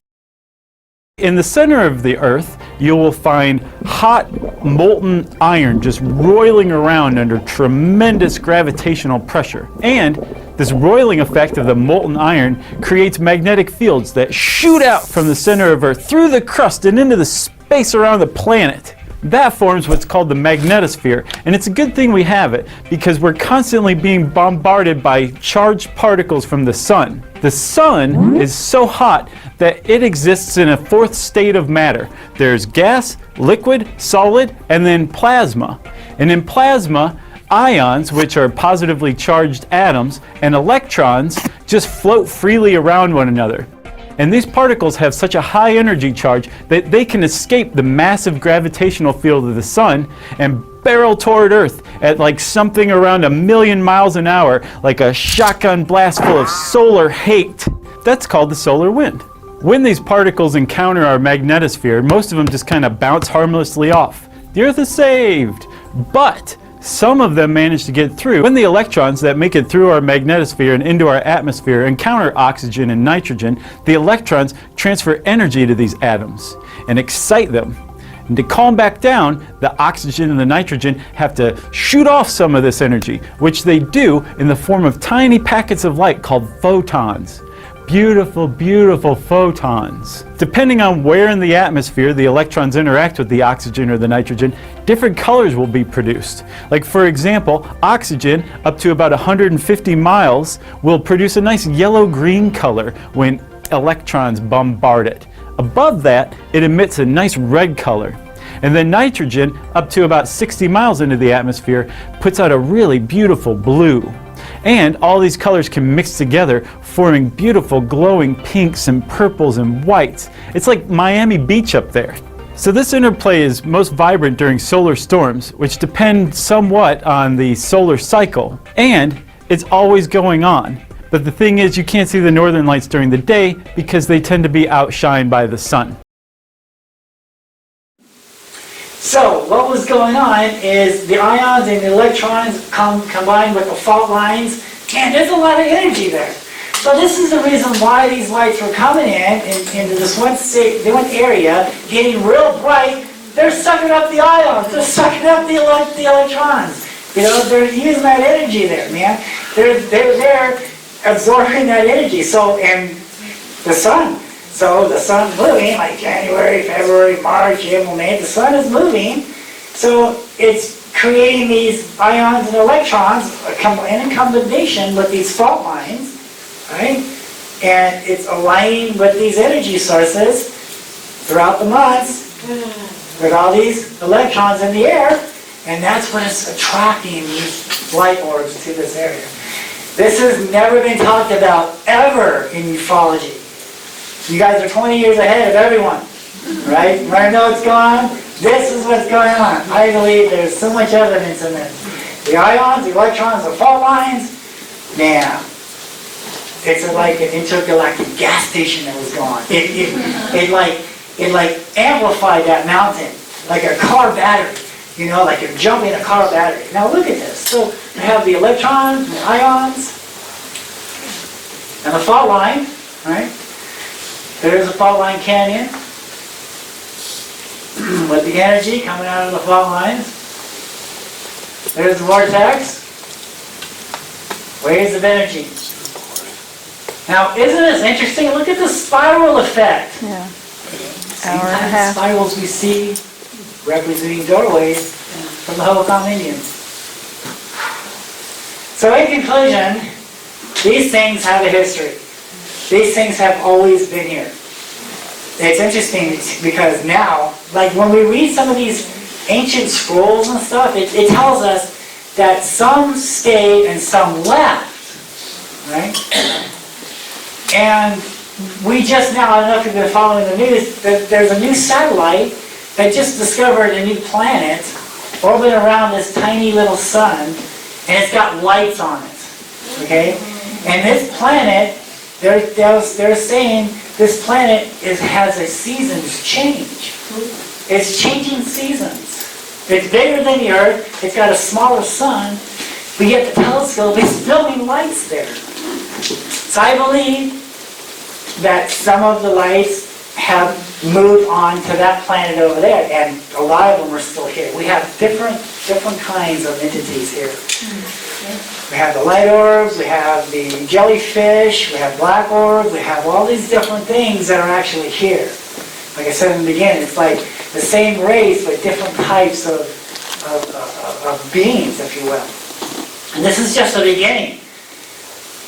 If things don't change in the world, then we're going to start seeing a whole lot more. I mean, look at the way the world is now. The world's getting kind of crazy here. There's threats of nuclear war and all this other devastation that's going on. And it's my opinion, studying these things for years, you know, I went down this path when I first started this, thinking the same thing, aliens, technology, here to help us. And that's the journey I was on. But then, as the years progressed, and more I dug into it, it's leading me down this other road, right? Saying, oh my gosh, you know, this isn't what we've been told all these years. This is something different. This has a history. This has a credible history from the Native Americans who talk about these things. Some of them talk about it, some of them don't. This is like a type of taboo. I've talked to a lot of Native Americans over the years, and some of them they will tell you, and some of them they look at, you know, the guy that taught me the glyphs up here, I didn't tell him what I was doing until after we get down off the mountain. I said, hey, are you familiar with the Phoenix lights? He goes, yeah. He goes, there was somebody filming the lights last year on the news. I said, yeah, that was me. He goes, that was you? I said, yeah. I said, I have this theory that the petroglyphs here have something to do with what we're seeing in the skies today. Oh, looked at me. That was it. He did not want to talk to me no more. He won't go on the mountain with me no more. That blew that. But at least I got the information first before he shut me down. You know, so I got him on film and this and that. After he found out what I was doing, didn't want to talk to me. Because why? Look at the history. So we talked about the history in the first half. Is mankind needed these things to survive, and it ended up their downfall. They were missing. Well, we won't go into that. My book talks about a lot of this.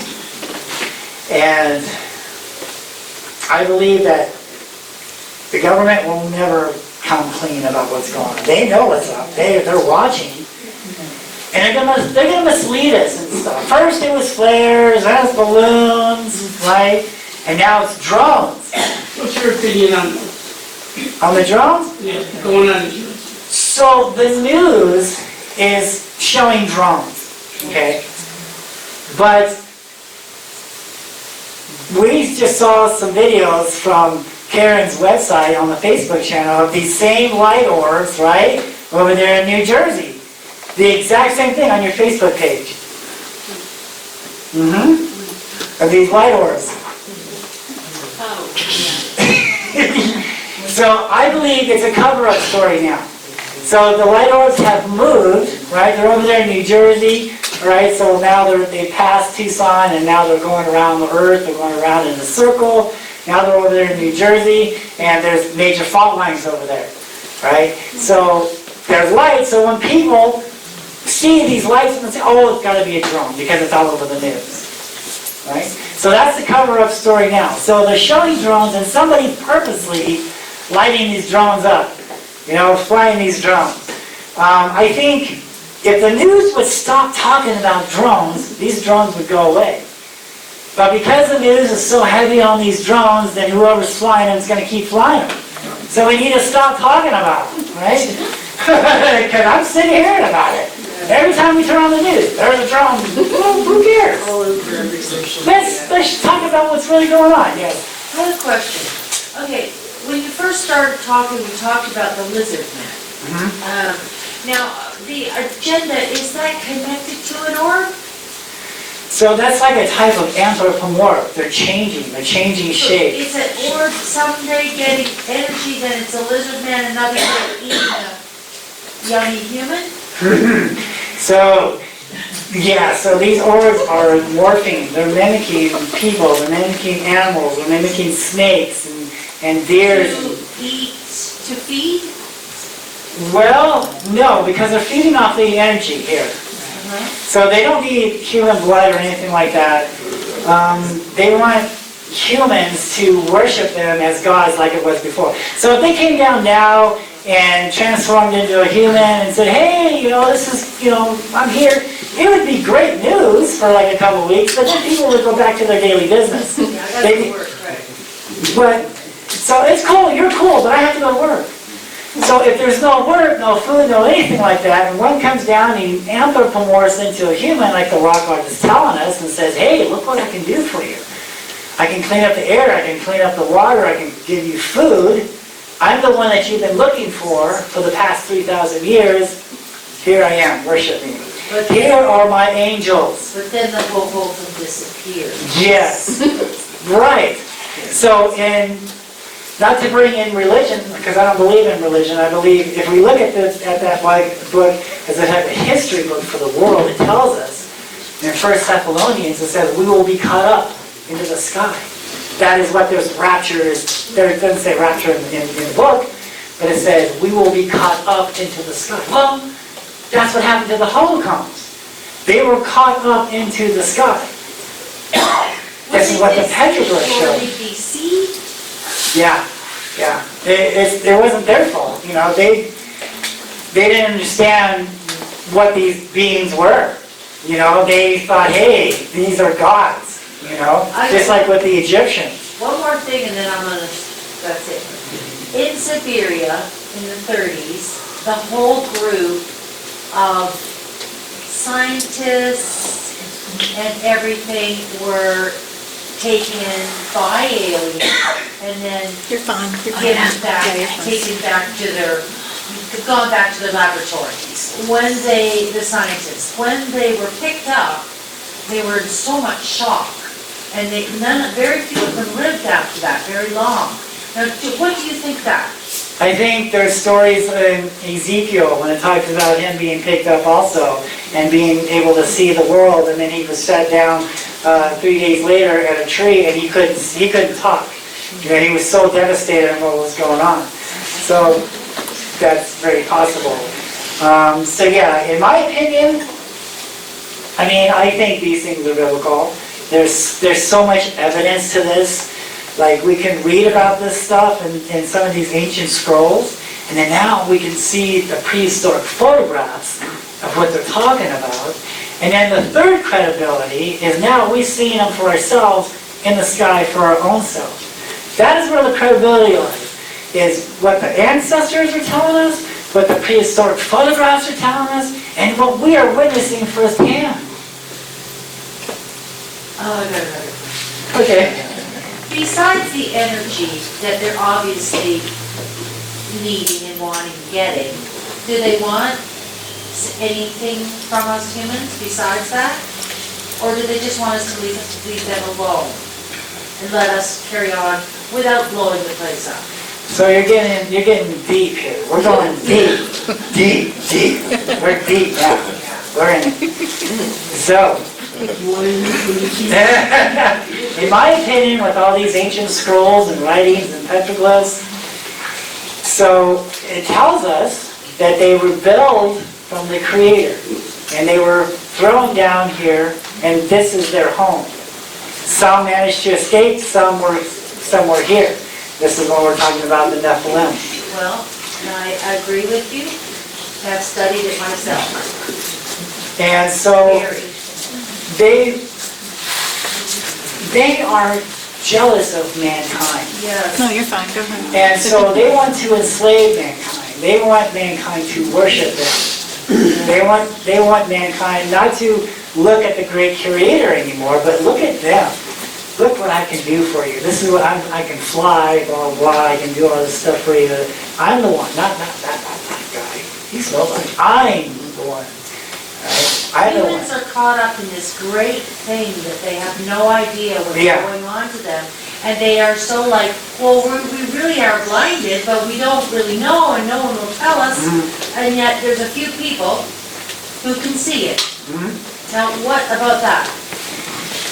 I think that this information has been covered up and buried for too many years, and at least, for over 100 years. And they stopped talking about it. And it was covered up, just like, Charles Holbrook knew about the tombs up there. He knew about the Holocaunt people and all this stuff. And then after he died, they buried all his information in the public library. He doesn't talk about it no more. I had to uncover it after 80 years and bring this information back out. And there's where the evidence is, with the Holocaust and everything else. You didn't read this in our books. The archaeologist isn't telling us this. The archaeologist wants us to believe, well, it's simply peace-loving people making pots and they just migrated somewhere else. There's no evidence of where they went.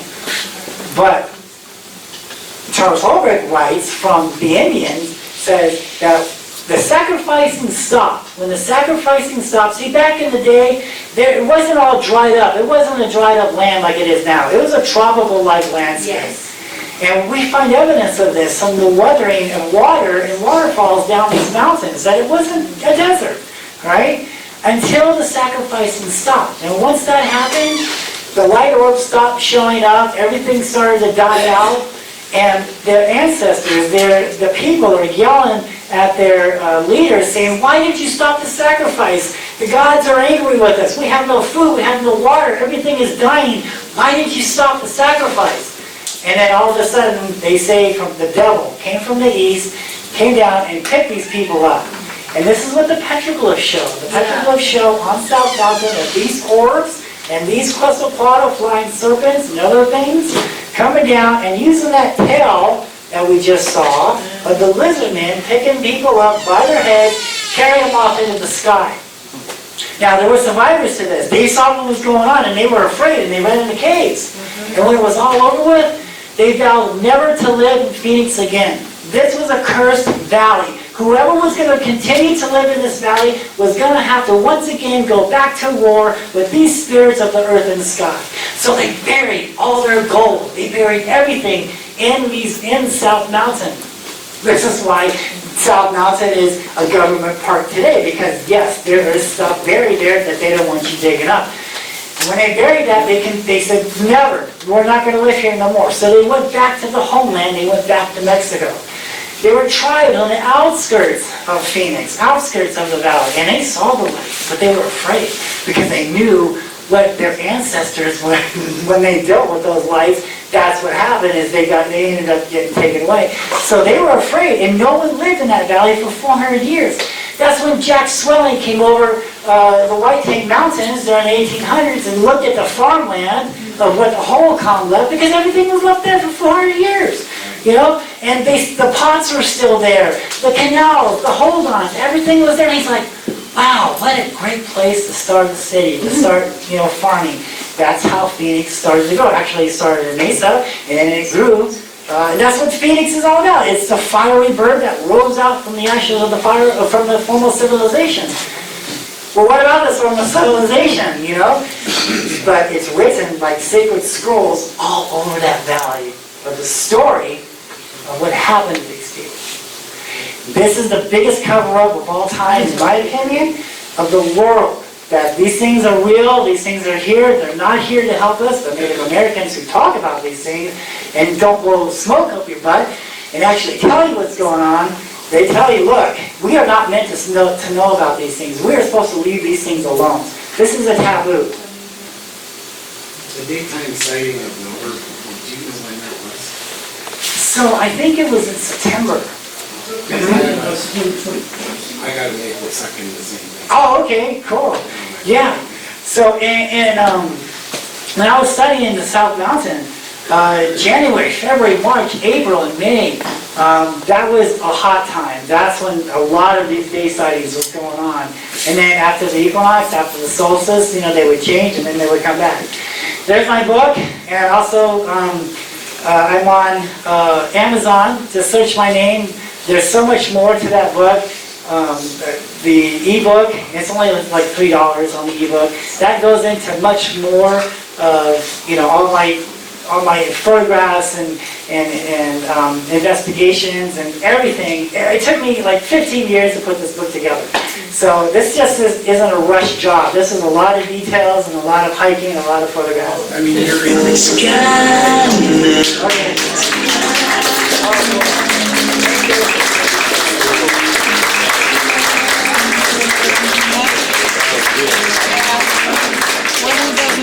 Thank you so much for mention the fact that when we were on South Mountain, I found a seashell up there. Yeah, I'm like, why is there a seashell up here on the mountain? But yeah, it was a seashell. Yeah, I was tripping out.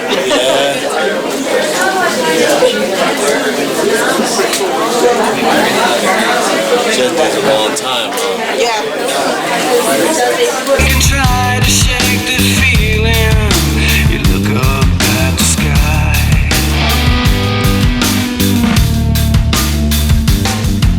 Spirits calling you across the universe, but you can't hear.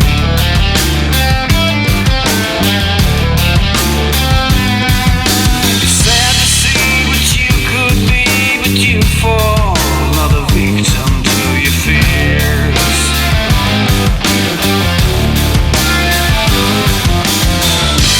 You're an alien.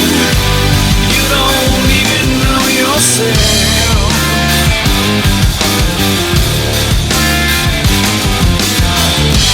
You're an alien. You don't even know yourself.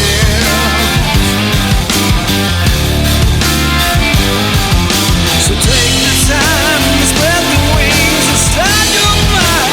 Listen to it all.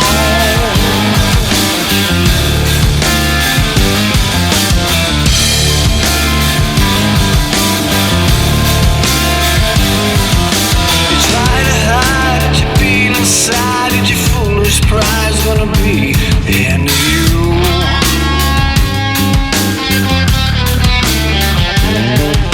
You play the role, but it sucks your soul, and it feels so cold, 'cause you don't know what to do.